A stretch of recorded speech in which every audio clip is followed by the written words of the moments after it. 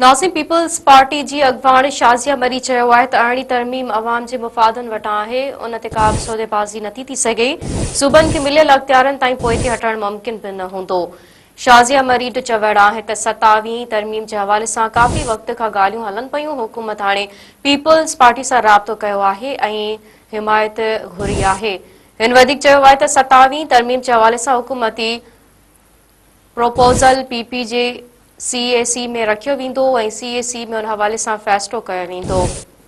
हिकु बार ॿीहर तव्हांखे अहम ख़बर ॾियूं पिया। पीपल्स पार्टी जी अॻवान शाज़िया मरी चयो आहे त अरिड़हीं तरमीम अवाम जे मुफ़ादनि वटां आहे, उन ते का बि सौदेबाज़ी नथी थी सघे। सूबनि खे मिलियल अख़्तियारनि तां पोइते हटणु मुमकिन बि न हूंदो।